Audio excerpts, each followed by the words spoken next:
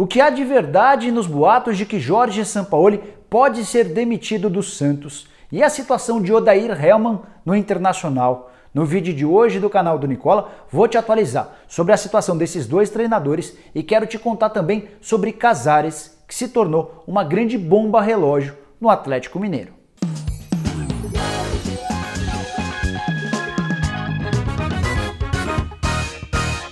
Fala aí pessoal, sou o Jorge Nicola e sem nenhuma enrolação quero ir direto para o primeiro assunto. Vou começar esse vídeo falando sobre Odair Hellmann, técnico do Internacional, bastante cobrado pelo próprio torcedor colorado. O mais curioso é que o Odair Hellmann levou o Inter à final da Copa do Brasil, é hoje o 5º colocado do Campeonato Brasileiro, bem próximo do 3º e do 4º colocado, mas ainda assim o torcedor do Internacional não quer mais, ou melhor, boa parte do torcedor do Internacional não quer mais o Odair Hellmann.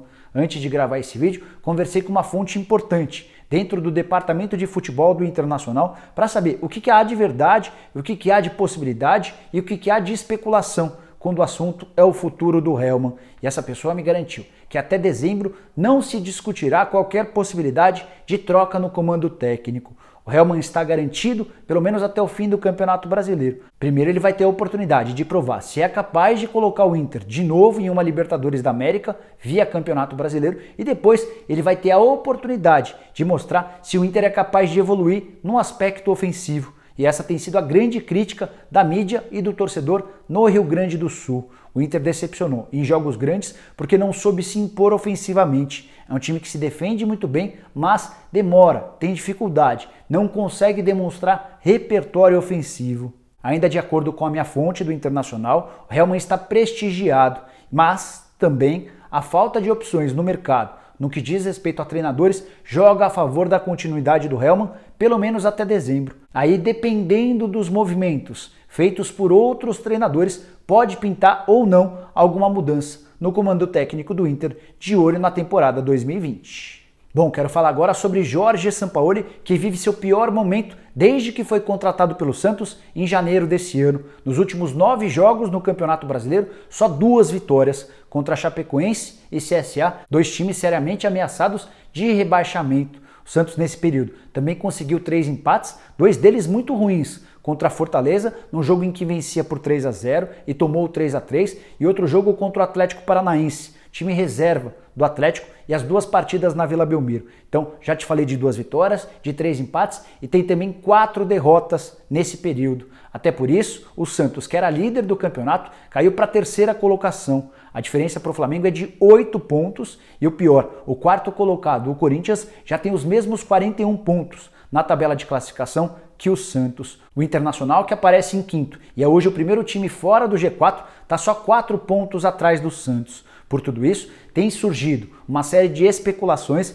sobre a possibilidade de o Sampaoli ser demitido, ou nesse momento ou no fim da temporada. O que eu fiz? Entrei em contato com um membro do comitê de gestão do Santos e com uma pessoa muito próxima do presidente José Carlos Pérez. E as duas asseguraram que não existe qualquer possibilidade de o Sampaoli ser demitido. Nem agora, muito menos em dezembro. E aí existem alguns motivos que justificam essa convicção. O primeiro deles, o moral do Sampaoli, tanto com o torcedor quanto com membros do comitê de gestão. Apesar dessa fase muito ruim, o trabalho dele ainda é bem avaliado por quase todos. Depois tem a questão financeira. Se o Santos demitir o Sampaoli, terá de bancar uma multa de 4 milhões de reais. Essa multa também vale para o caso contrário. Caso o Sampaoli decida trocar o Santos por qualquer outro clube, terá de depositar 4 milhões de reais nas contas do Peixe. Ainda assim, fazendo a garantia de que o Sampaoli ficará no Santos, dá para dizer que há uma série de rusgas entre o presidente e o treinador.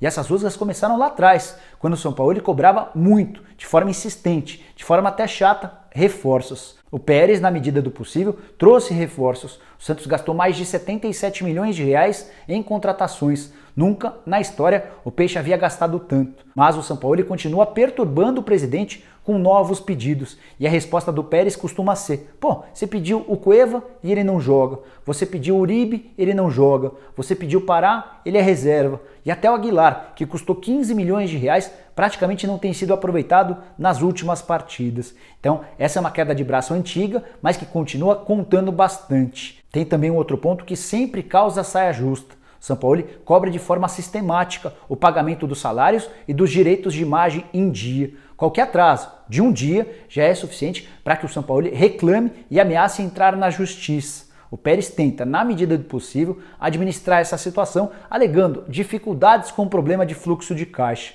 Mas o argentino, ao que parece, não quer muito entender essa história. Tem ainda um terceiro ponto que certamente você não sabe, mas é dos mais curiosos e causa rusgas entre as partes. O Sampaoli conseguiu, nos últimos meses, a imagem de bom moço na cidade. Primeiro pela adaptação à cidade de Santos. Ele é visto com frequência jogando futevôlei, andando de bicicleta. Ele também faz questão de tirar foto com torcedores mirins, com crianças que aparecem na porta do CT, mas para algumas questões internas ele não é tão prestativo. Por exemplo, a Santos TV. Desde janeiro, a Santos TV pede entrevistas exclusivas com o Sampaoli, que nunca dedicou nem sequer um minuto para essa tal entrevista. Outro pedido interno é para que o Sampaoli faça uma visita a algumas das várias escolinhas de futebol do Santos. Para crianças, pode ser na própria cidade de Santos. E o Sampaoli também sempre alega que não há agenda para esse tipo de compromisso. Você pode estar se perguntando se o Sampaoli é obrigado a ir a escolinhas do Santos ou a dar entrevista para a Santos TV. Certamente não é obrigado.